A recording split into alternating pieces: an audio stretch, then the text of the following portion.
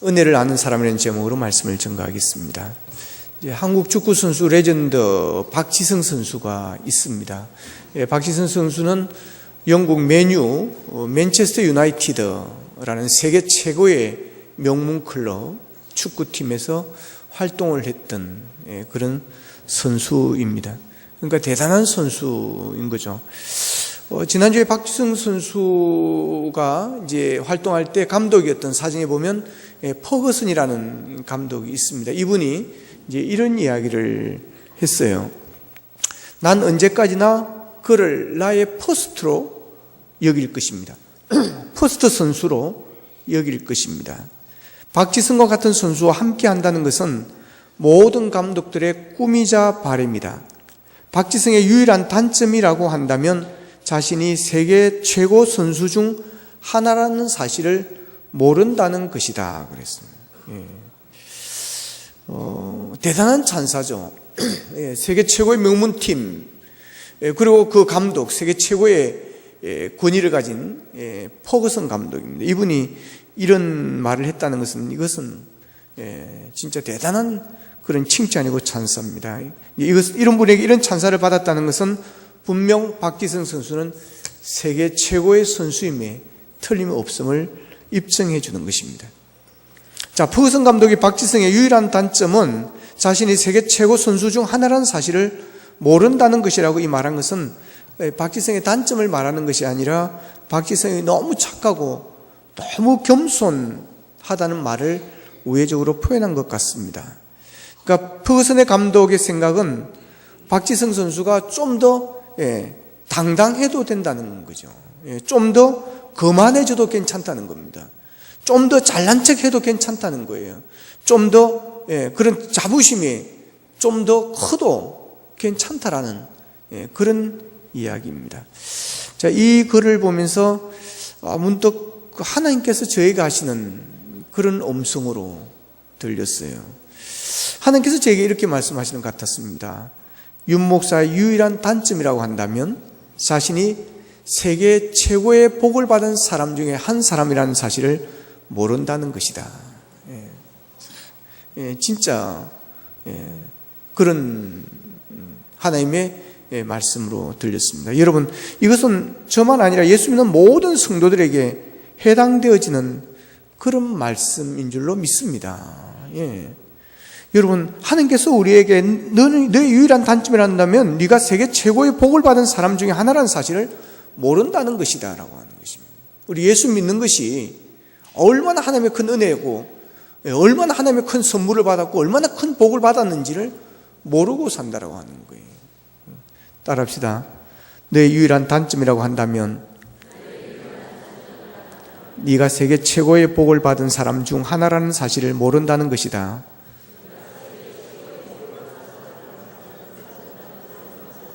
아멘. 여러분, 정말 그런 어떤 자부심, 그런 긍지를 가질 수 있기를 축복합니다. 자, 우리는 정말 하나님부터 엄청난 은혜를 입고 사는 자들입니다. 엄청난 복을 받고 사는 사람들이에요. 엄청난 구원의 선물을 받았고 예수님이라는 독생자를 우리가 선물로 받았습니다. 그런데 우리는 아무것도 받지 못하는 자처럼 다른 사람이 뭐 가진 것을 내가 안 가지고 있으면 열등감에 사로잡히고 나는 가난한 사람처럼 생각하고 이렇게 살아가는 우리의 모습을 보면서 하나님께서 안타까워하시는 그런 말씀 아니겠습니까? 자, 오늘 본문의 시편 기자는 이 하나님의 은혜가 얼마나 위대한지 얼마나 큰지를 깨닫고는 하나님께 감사하고 있습니다. 그래서 12절 13절을 보면 내게 주신 모든 은혜를 내가 여호와께 무엇으로 보답할까 그럽니다. 내게 주신 모든 은혜를 내가 무엇으로 보답할고 내가 구원의 잔을 들고 여호와 이름을 부르며 여호와의 모든 백성 앞에서 나는 나의 소원을 여호와께 갚으시리라 이렇게 이야기하고 있습니다. 자, 이 말씀은 구원받은 것이 너무 고맙고 감사해서 어떻게 그 은혜를 갚아야 할지 모르겠다고 하는 것입니다. 하나님께서 베푸신 은혜는 너무 큰데 내가 무엇으로 보답한들 그 은혜를 갚을 수 있겠느냐고 하는 것입니다. 그러니까 이 세상 무엇으로도 하나님 베푸신 그 은혜와 그 사랑, 그 축복을 보답할 수가 없다는 것입니다. 그래서 내가 여호와께 무엇으로 보답할까는 무엇으로 보답할까? 그런데 이 시편 기자에게 좋은 일만 있었을까요? 은혜만 있었을까요? 시편 116편을 읽어보면 그렇지 않다는 것을 알 수가 있습니다. 이 본문 3절에 보면 이런 말이 있습니다. 사망의 줄이 나를 두르고 수월의 고통이 내게 이르므로. 자, 10절에 또 보면 내가 크게 고통을 당하였다고 말할 때도 나는 믿었도다 그럽니다. 자, 이것을 보면 내게 주신 모든 은혜가 내가 여호와께 무엇으로 보답할까 하고 고백하고 노래하는 이 시편 기자의 삶에도 우리 못지않은 어려움과 역경과 고통이 있었음을 우리가 알 수가 있습니다.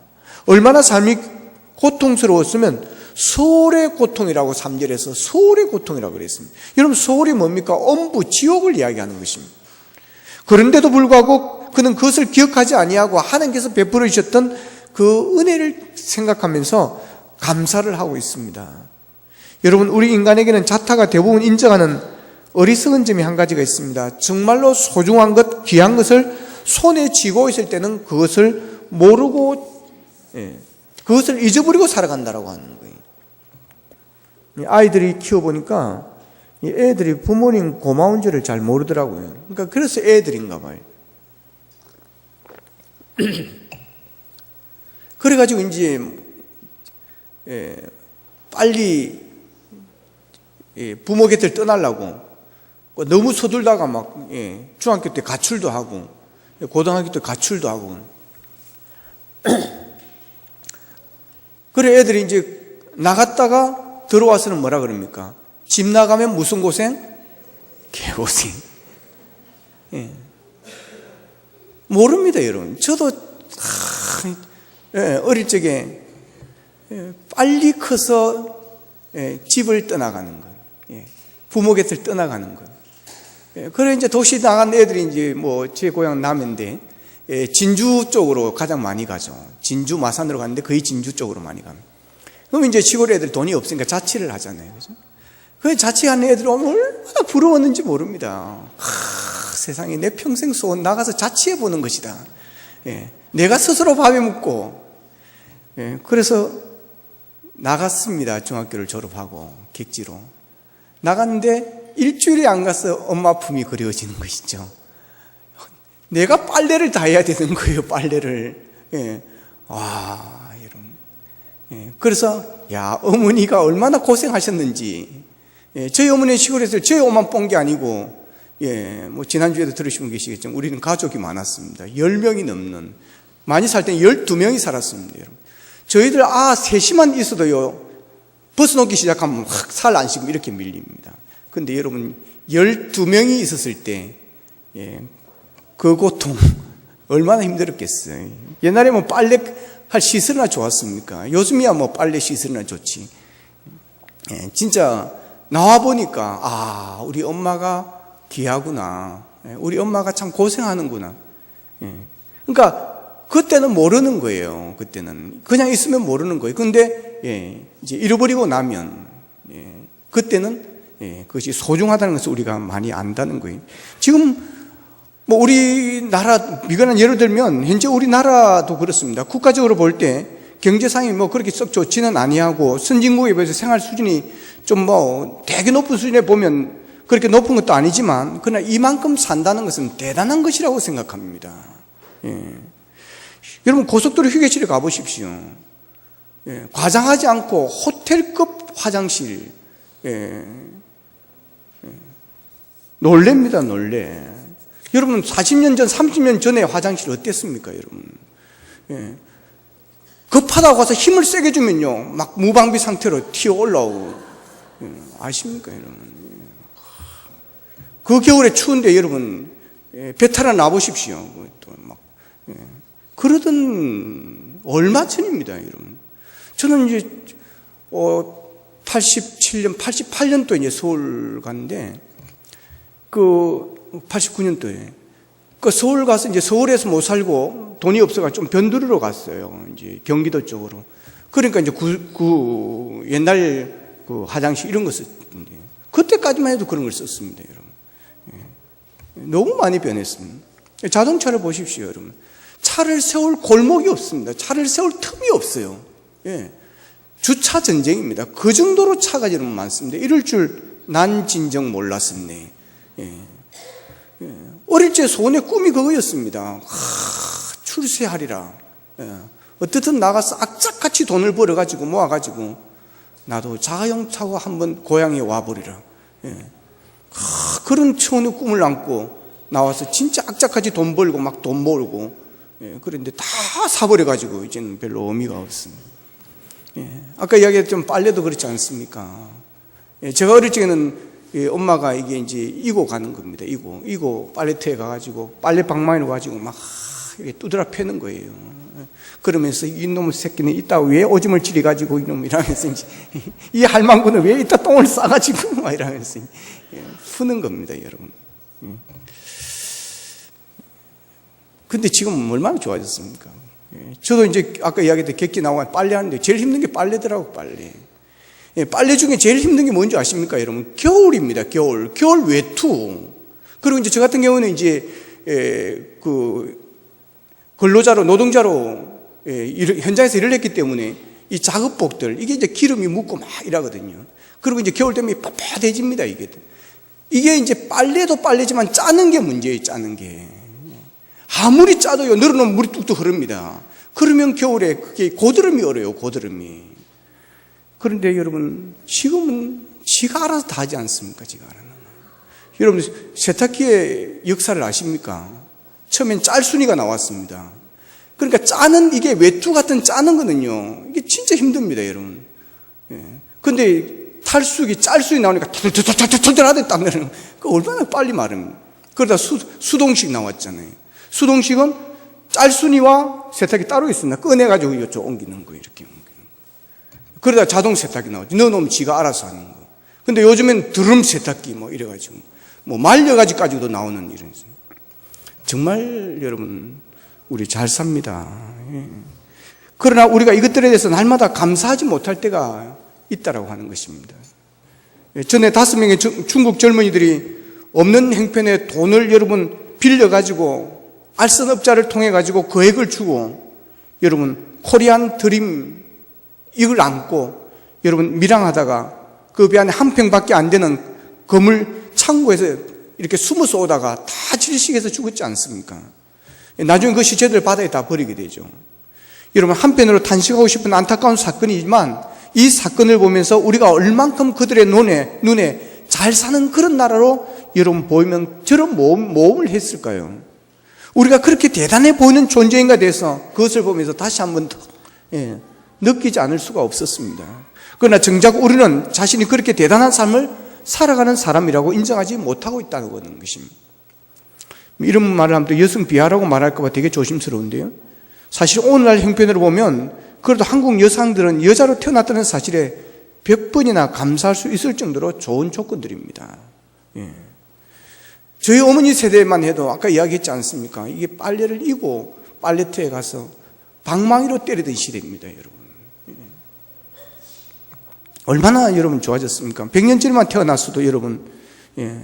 정말 많이 비참했을 때인데 지금 상황이 바뀌어가지고 남편들의 부인들 앞에서 떨고 있습니다. 예. 은퇴하고 집에서 밥 3끼 먹는다. 삼식이라고 눈총 받아가지고 여러분, 예. 무료 배식소 가가지고 밥 얻어먹어야 됩니다.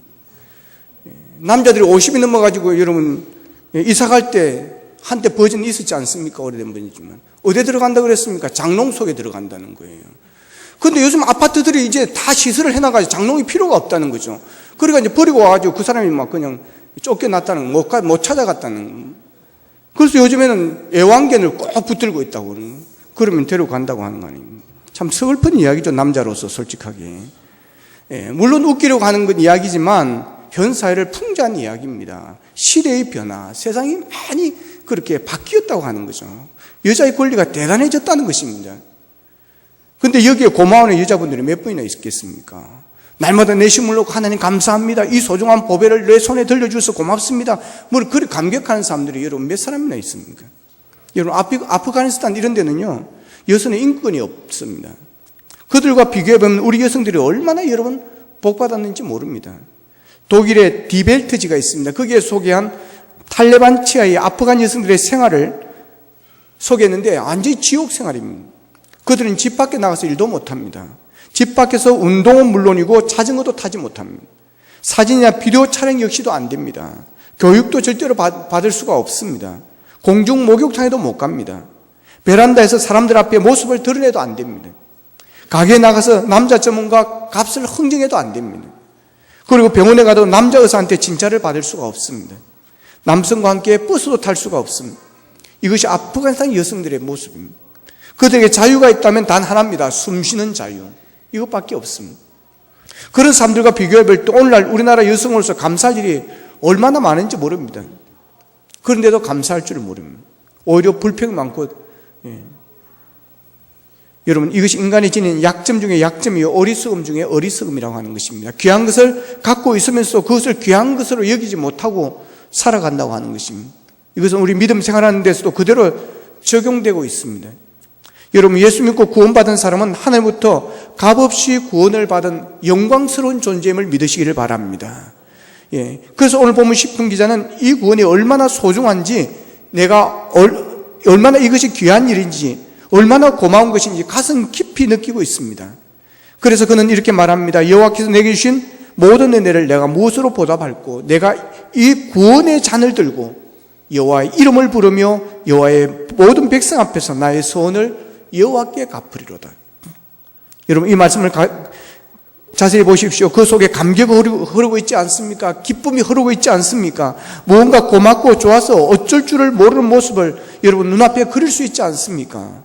바로 예수 믿는 사람은 이런 감격과 기쁨을 소유하고 살아가는 자들이라고 하는 것입니다. 여러분, 구원이 무엇입니까? 구원은 영원한 세계가 보장되었음을 의미하는 것입니다. 예수를 믿으면 영원한 세계가 보장이 되어집니다. 죽음 이후에 영원한 세상이 보장이 되어집니다. 그래서 예수 믿는 사람은 죽으면서도 찬송하며 노래 부르면서 가는 것입니다. 예수 믿는 성도가 죽을 때 교우들은 가서 임종 예배를 드려줍니다. 그때 찬송을 불러줍니다. 어떻게 죽는 사람이 노래를 부르고 죽어간 사람 앞에서 여러분 노래를 부를 수 있겠습니까? 예수 믿는 사람은 죽음 후에 영원한 세계인 천국이 기다리고 있기 때문에 그렇습니다. 이 세상은 영원하지 않습니다. 언젠가 다 떠나야 됩니다. 성경에 보면 한 번 죽는 것은 정하여진 것이라 그랬습니다. 이 진리, 여러분, 이 말에 해당되어지지 않은 사람이 이 세상에 지금까지 아무도 없습니다. 누구나가 와서 건강하게, 아무리 건강하게 살아도 여러분 70이요, 80, 그리고 90 그렇게 살다가 대부분이 죽습니다. 이 세상은 우리가 영원히 거할 곳이 아닌 것입니다. 구원은 이 세상에서 영원한 세계로 옮긴 것을 말합니다. 예수를 믿으면 영혼을 소유하게 되어지는 것입니다. 영혼이라고 하는 것은 시공과 육체를 벗어버린 내세를 가리키는 것입니다. 하나님과 함께 사는 영원한 생명을 말합니다. 전문적인 용어로 하나님의 나라를 말합니다. 이것이 영혼입니다. 여러분, 어느 편이 더 좋을 것 같습니까? 영원한 나라가 훨씬 좋습니다. 비교가 안 됩니다. 요한계시록 성경에 보면 21장에 보면 이 영원한 나라에 없는 것 5가지가 나옵니다. 첫째는 눈물이 없고, 두 번째는 죽음이 없고, 세 번째는 곡하는 것이 없고, 네 번째는 애통하는 것이 없고, 그리고 마지막 5번째는 아픔이 없다라고 했습니다. 여러분, 우리 모두가 소원하는 것 아니겠습니까? 모두가 바라는 것 아니겠습니까? 여러분, 올해 이제 120세 세대가 된다고 그러죠. 근데 여러분, 120세까지 사는 게 중요한 것이 아닙니다. 얼마나 건강하게 사느냐가 중요한 것이죠. 그래서 사람들이 아프지 않고 오래 살았으면 좋겠다는 소원을 가지고 살아가는 것입니다. 근데 그것이 이 땅에서는 이루어지지 않습니다. 이 5가지가 없는 나라가 곧 파라다이스 아니겠습니까? 이 세상에 이런 나라가 어디에 있겠습니까? 이 세상은 어떻습니까? 눈물의 골짜기입니다. 산 넘어 산이라고 하지 않습니까? 죽음이 홍수처럼 사람들을 쓸어가는 곳입니다. 오늘도 곡하고 애통하는 소리가 천지를 진동합니다. 아픔으로 인해 고통을 당하지 않는 자가 이 세상에 누가 있겠습니까? 그래서 예수 믿고 영혼을 소유하고 천국이 보장이 된 사람이 가장 행복한 사람입니다. 눈물이 없고 죽음이 없고 곡하는 것이 없고 애통이 없고 아픔이 없는 곳, 이곳으로 간다고 생각해 보십시오. 이런 곳이 내가 죽은 후에 영원히 있을 곳이라고, 내가 영원히 살 것이라고 생각해 보십시오. 생각만 해도 여러분 흥분이 되는 것입니다. 제가 아는 박장로님이라는 분이 계십니다. 그분은 40대가 되도록 깡패 생활을 했습니다.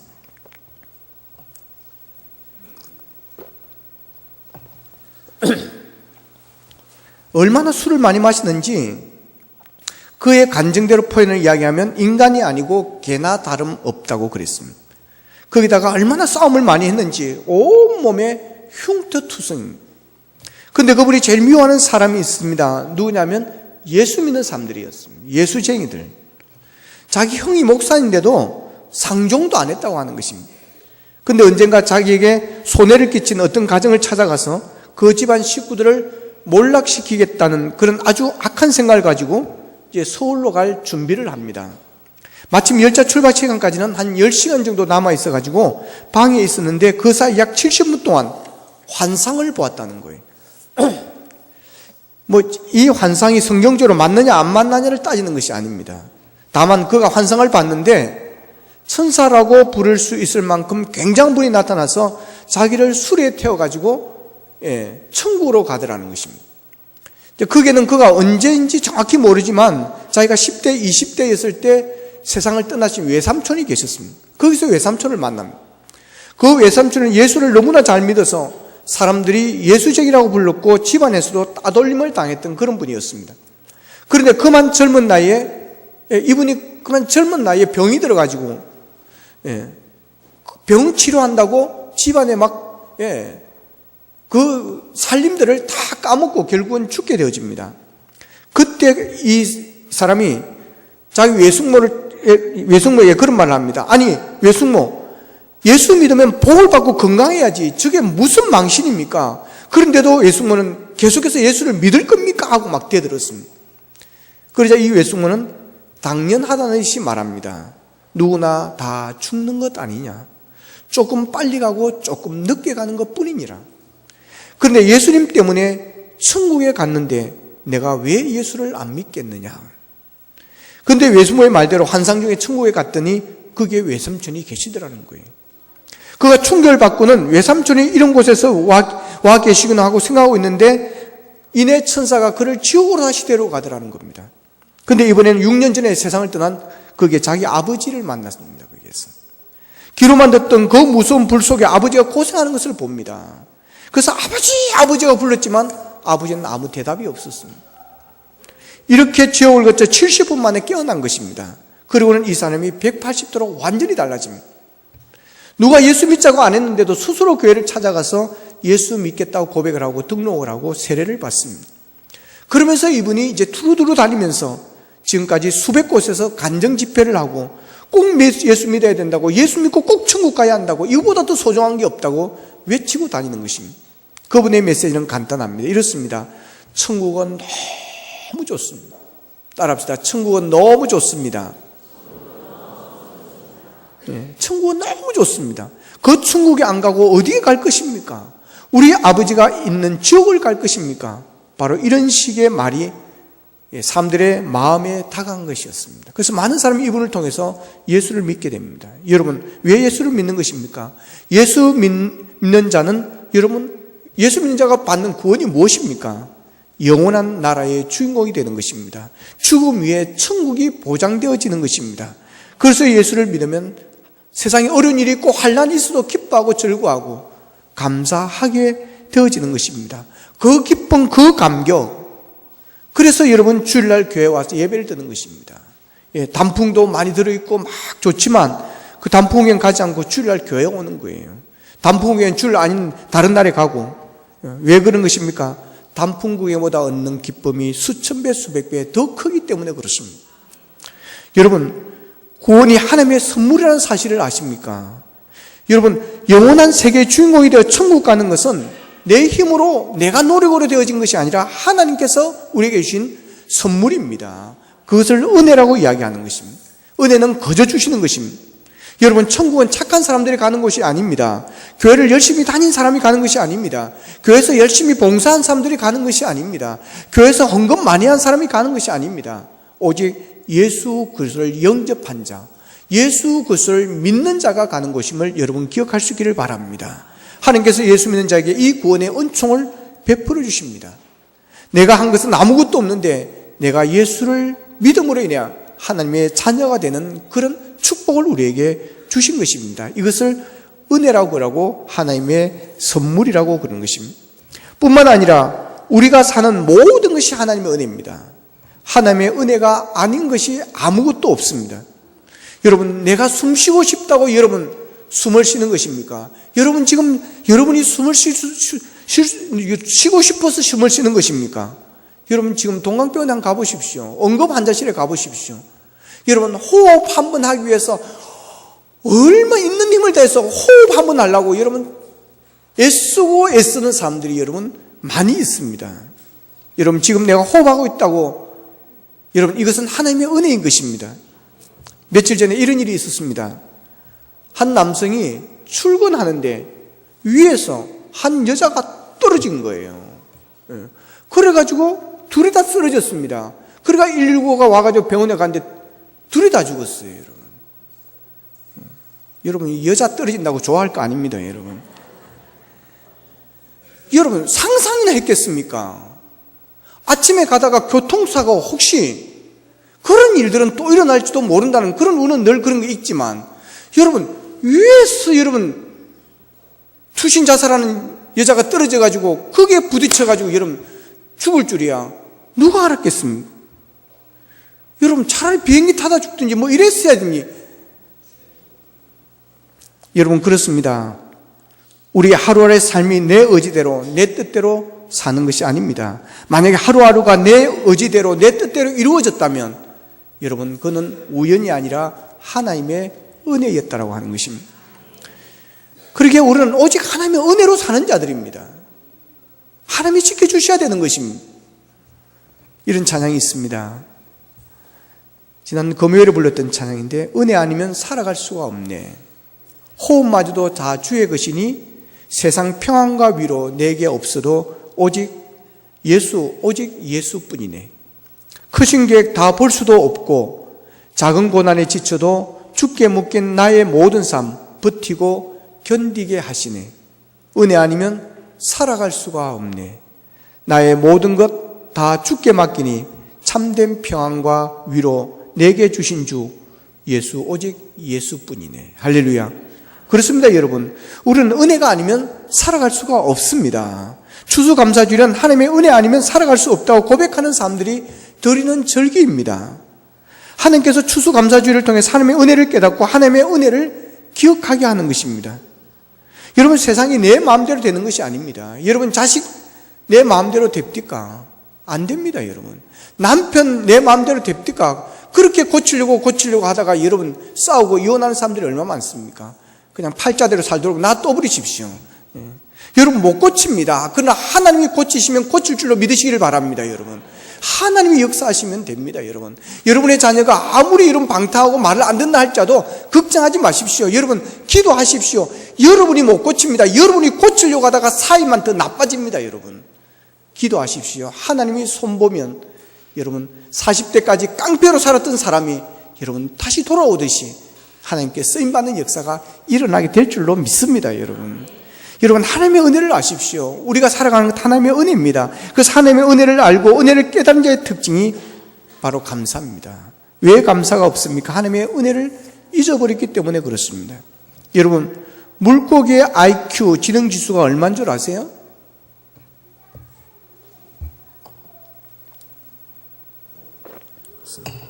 사람은 얼마인 줄 아세요?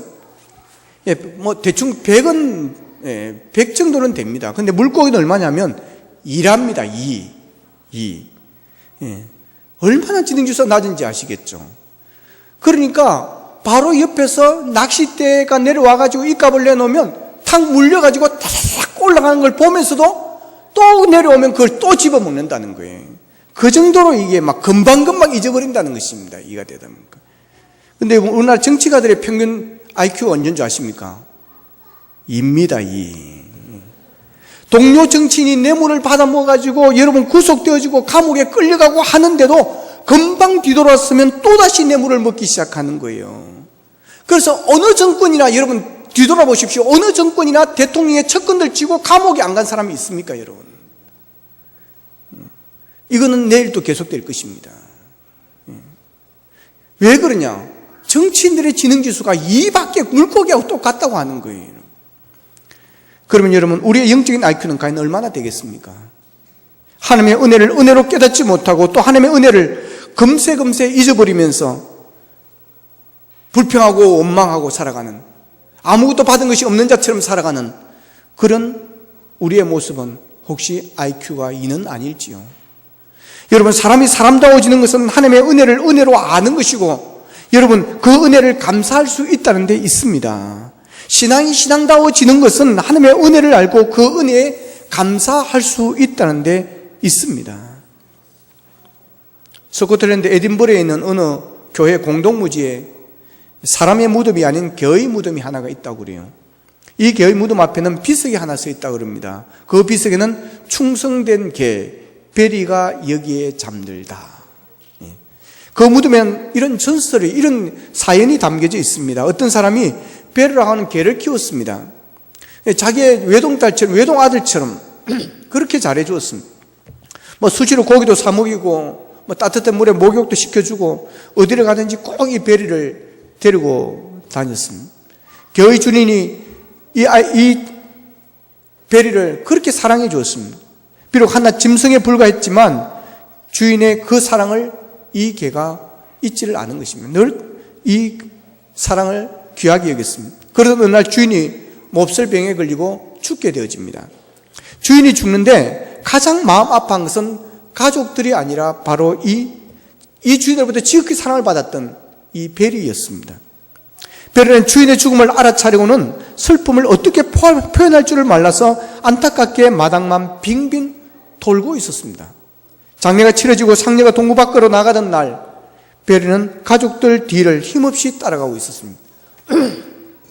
주인이 병들어 아무것도 먹지 못할 때부터 이 베리도 아무것도 먹지를 않았습니다. 주인의 시신이 교회 공동묘지에 묻히고 무덤을 만드는 일을 다 마치고 가족들은 모두가 이제 집으로 돌아갑니다. 그런데 가족들은 모두 집으로 돌아가는데 유독 이 베리만은 주인의 무덤 곁을 떠날 생각을 하지 않습니다. 주인의 가족들이 베리를 데리고 가려고 목에 줄을 맸습니다. 그러나 이 베리는 꿈쩍도 하지를 않습니다. 하는 수 없이 베리를 무덤 곁에 놔둘 수밖에 없었습니다. 밤이 되면 돌아오겠지 하는 마음으로 가족들은 이 베리를 놔두고 갔습니다. 그런데 며칠이 지나도 이 베리는 돌아오지를 않았습니다. 그래서 가족들이 베리가 먹을 수 있는 음식을 준비해서 무덤에 찾아갔습니다. 그랬더니 여전히 베리는 주인의 무덤 앞에 멍하니 앉아 있었습니다. 주인의 가족들이 와도 방과지를 아니하고 가져다 둔 음식도 입에 대지를 않았습니다. 3일째 된 날부터 베리는 음식을 조금씩 먹기 시작합니다. 그러나 결코 집으로 돌아가지는 않습니다. 베리는 비가 오나 바람이 부나 주인의 무덤 곁을 떠나지를 않습니다. 겨울에 추운 바람이 메스게 불어도 베리는 여전히 주인의 무덤을 지키고 있었습니다. 그렇게 지낸 시간이 무려 14년이나 되었습니다. 주인이 죽은 날부터 꼬박 14년 동안 이 개는 자기의 주인의 무덤을 떠나지 않고 거기에 살았습니다. 결국 개도 점점 늙어가고 힘이 빠져 야위져 가더니 마침내 주인의 무덤 앞에서 숨을 거두고 말았습니다.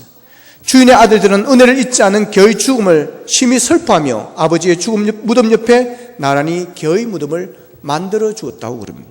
그리고 개의 비석도 하나 초촐하게 세우고는 거기에다 충성된 개 베리가 여기에 잠들다라고 써놓았다고 하는 것입니다.